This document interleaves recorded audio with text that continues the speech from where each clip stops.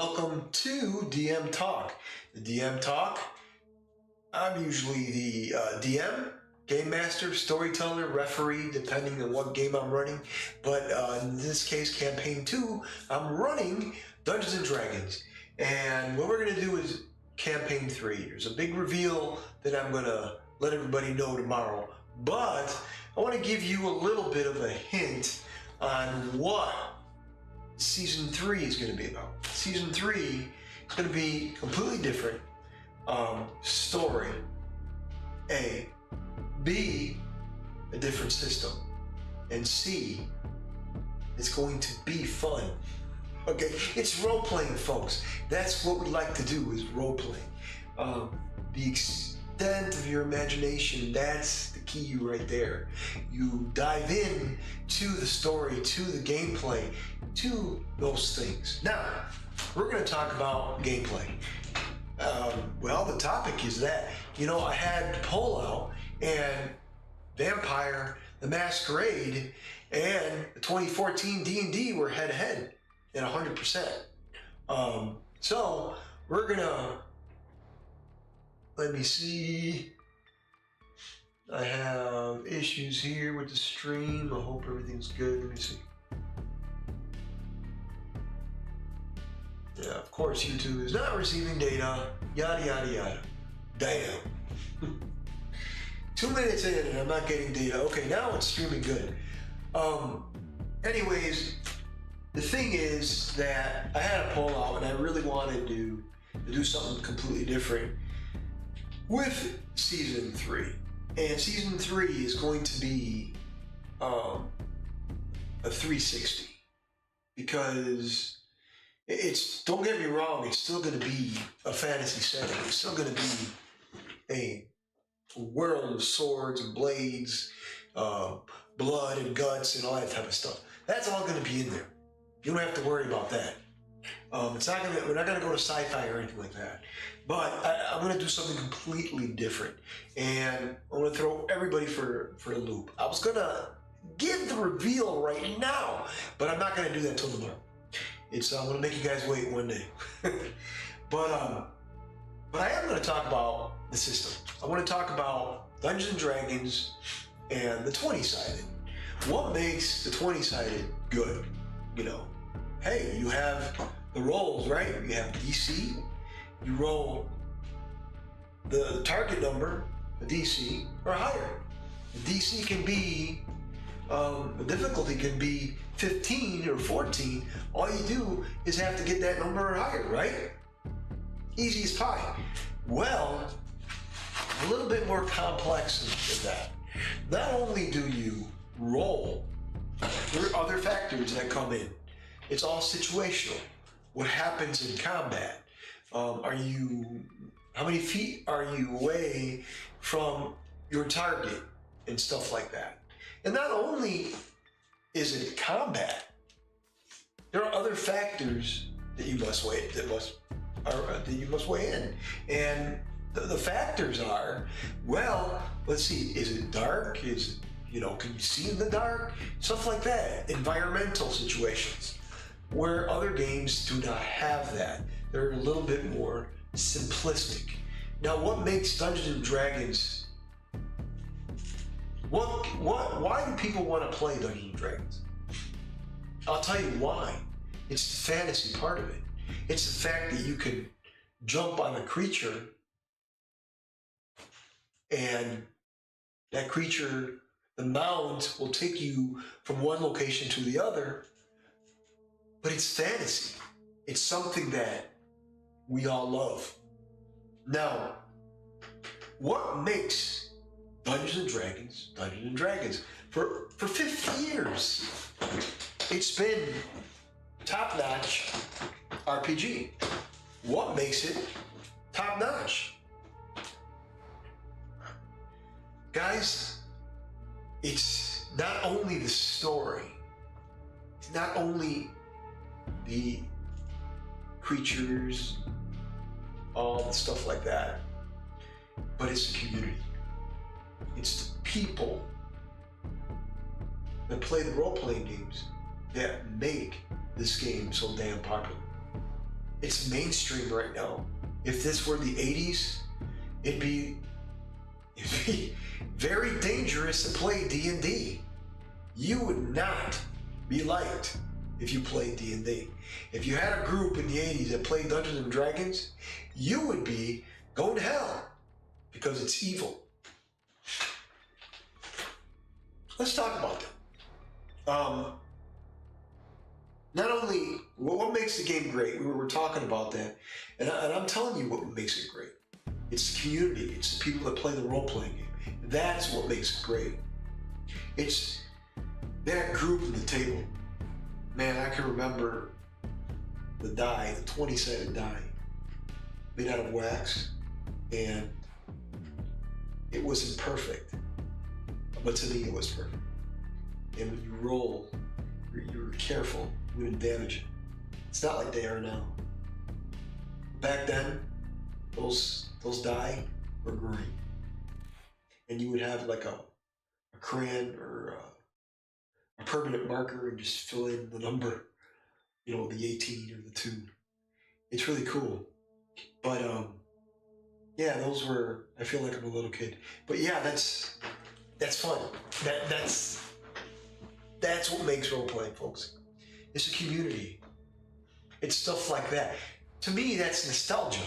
Because I remember back then, the white box, I remember opening that box. I played Advanced Dungeons & Dragons. I played the original game before it all came to mainstream. Before you had Critical Role, before you had Dimension 20, before you had any of those guys. It was just me, a couple guys, maybe 3 or 4, and a group of people playing the game, and we loved it. We went from playing for hours to playing all weekend. It went from start after school and Friday weekend, you would sleep over at a friend's house and then play. I thought I had my drink out here. It's not there. I left it somewhere. But you would play with your friends and you would sleep over, and one guy would be the DM. We would play. It would be Friday, and then stay up till like midnight, get snacks, eat. And the next day, stay over again, do the same thing. Your parents back then, yeah, my mom and dad, they cared. I mean, they didn't want you to sleep over the whole weekend in someone's house, but if the parents didn't care and we're all good friends, why not? And it was great. That's what we did. Yeah, we played outside, we played baseball and stuff like that, but role playing was the key, man. I remember my first role playing game. And my first role-playing game was not D&D. It was a mafia game. I believe it was a setting of a mafia. You were like a gangster, and you create, your guys and stuff like that, and it was wild. It was really wild, and that was my first thing, and I was amazed, man. I loved it. I said, oh man, I gotta get more. I gotta buy different games, and I did. And I met some people, friends, who were into role-playing, and we just clicked. But that's what I mean, it's community. It's that togetherness, that love, that understanding that we're all, doesn't matter what race you are, doesn't matter who you are, you play the game for fun. Right now it's mainstream. D&D is mainstream. I mean, thousands of people play Dungeons and Dragons. Back then, it wasn't. 100,000 or 200,000. The community was very small. And then it just grew from there. And it just blew up. It blew up because the community blew it up. It was people like me and my friends that made the game what it is. Because say what you will about the creators, whether the creators are racist or whatnot, or whatever you can say about them, it doesn't matter. I mean, they made the game, and the game was phenomenal. And people loved it. We played it around the table. Or I remember a couch, and it was like, man, imagine this couch having, back in the 80s, right? They don't have like leather couches now, where you, nice pristine leather or anything like that. My grandma, rest her soul, and my grandfather had a couch that was flowery and plastic, clear plastic over the couch. And when you sit down, you can hear the those are the couches we had when we were growing up. You know, we didn't have the technology that we have now, but we did have our heads. That's what I understand. Guys that I know, and they're like, well, you know, we like to see visuals. Okay, visuals are great, but your noggin is the best visual. Your brain is the best visual. You can imagine yourself in space and time, in a different land and world, then do it. When you read a book, you can imagine you're in that book, then read it. Then do it, imagine yourself in it. And that's what I'm driving at, guys. I'm motivated. I'm pushing forward. Because as I want to tell a good story, I also want people to understand that I and my crew, we love roleplay. This is what role-playing is about.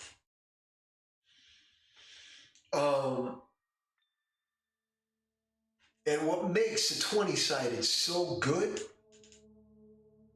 is the fact that it tells its own story. The 20-sided tells its own story. Because no matter what you say or do, you are at the hands, the pull from this little die. If you get a 20, you succeed incredibly. If you get a 1, thumbs down, baby. And whatever happens, situationally, you lose control or gain control. It's all in the die.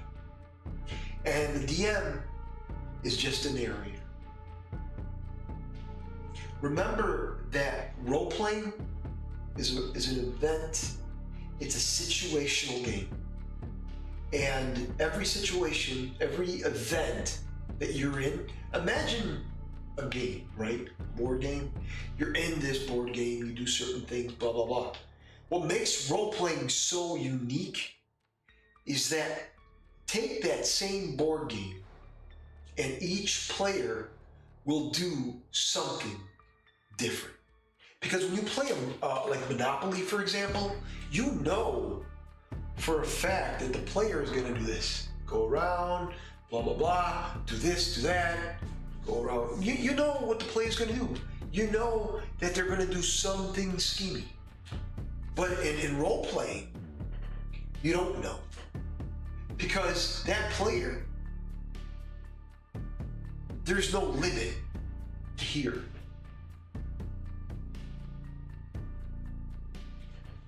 Player goes beyond. The player thinks at a 360 level, 3D chess.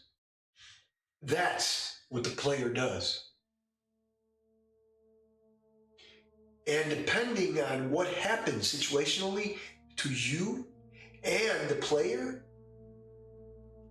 or the DM, I'm sorry, to the player and the DM, both, it's not a competition.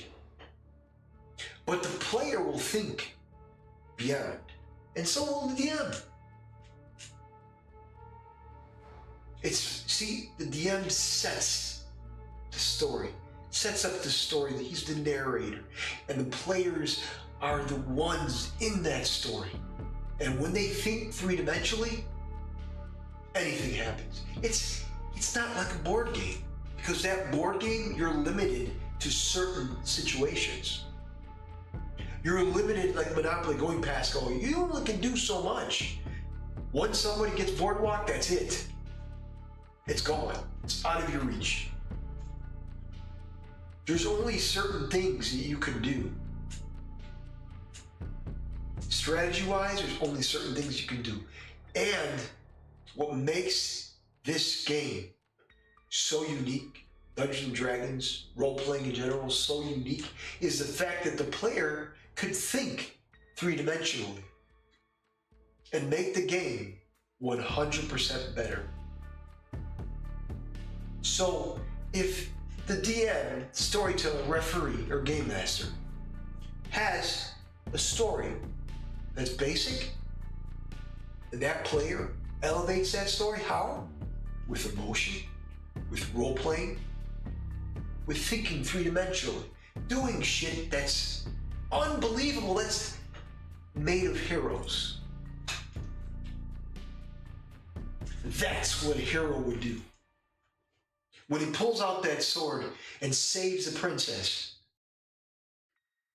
when he jumps out the window, doesn't know what's out that window, but realizes there's a tree nearby and goes for the tree to break his fall. Anything can happen, and you are at the win of this die. The die holds all the answers. Because no matter what you do, if this die is negative, you will be at fault. And if you jump from, like I said, from out the window to the tree, and you get a very low number on this die, you will not make that jump and you will hurt yourself. And that makes the game unique. In a board game, you can't do that. Either you make it past goal or you don't. Either you get to jail, you go to jail, or you go to jail. That's the game of Monopoly. There are certain things that you can do and realize, oh, I know exactly what to do. I know what he's going to do. I know he's going to go for boardwalk. I know he's going to go for Park Place. I know what he's going to do. In a role-playing game, you don't. The DM waits for answers of each combat. What are you doing?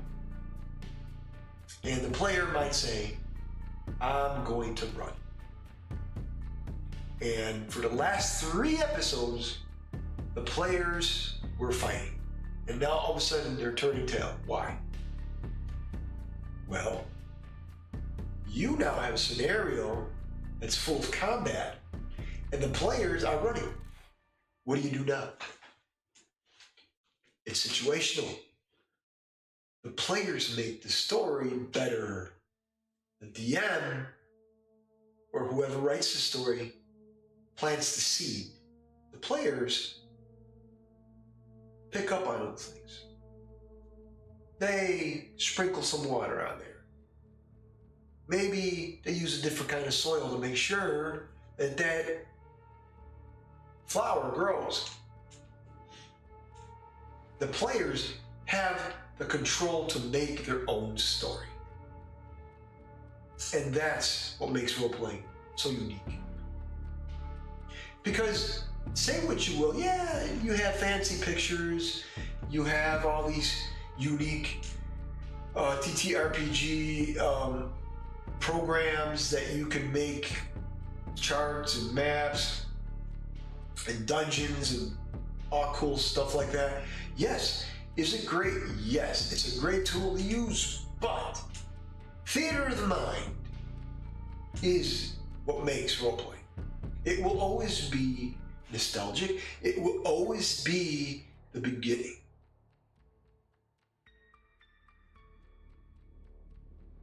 All right, I'm gonna check my levels again because you know how it is.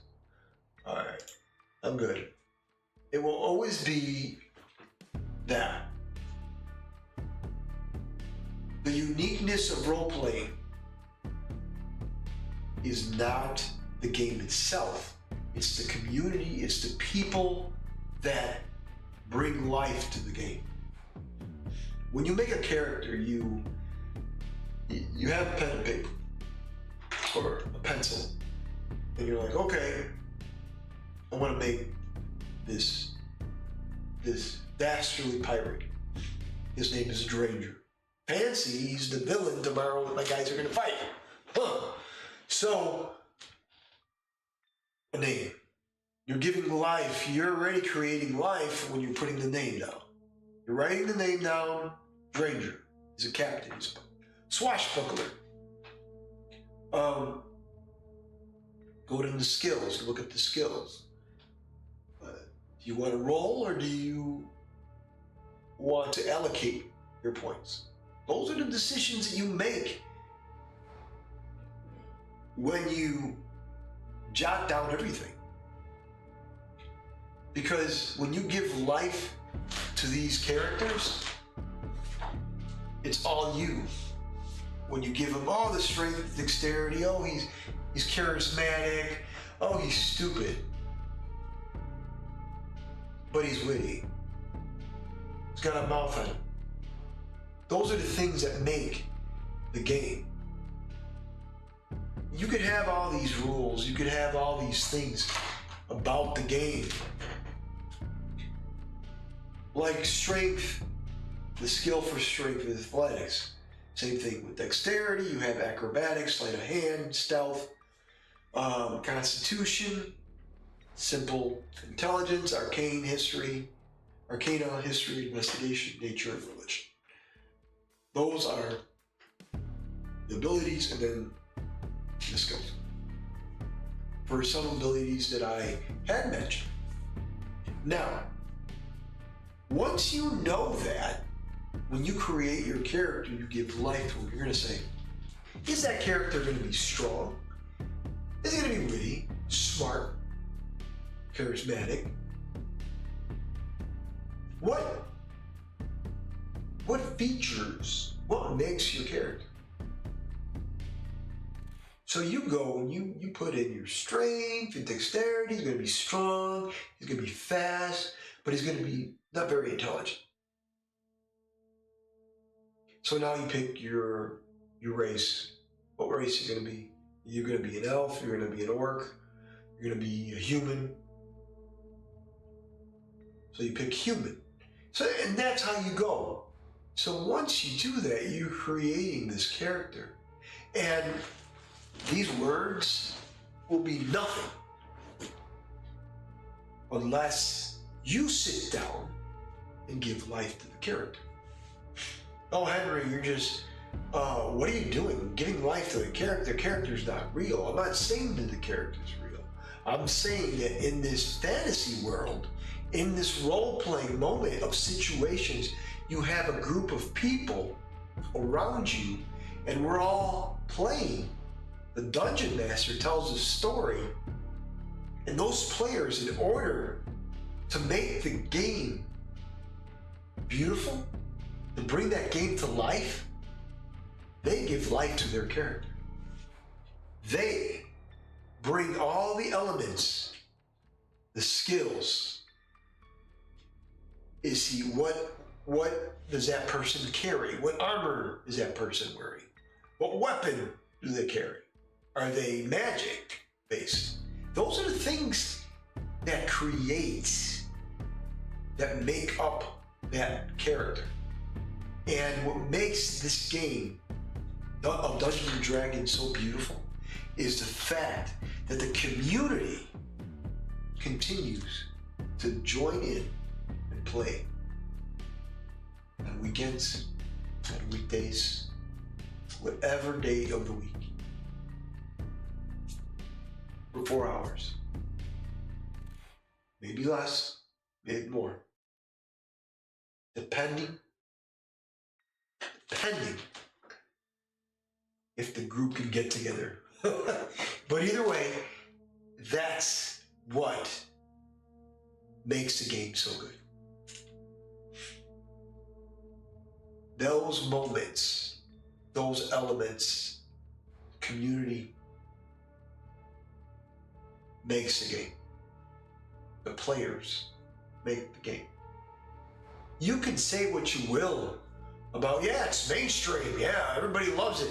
But there's other role-playing games out there that are just as good.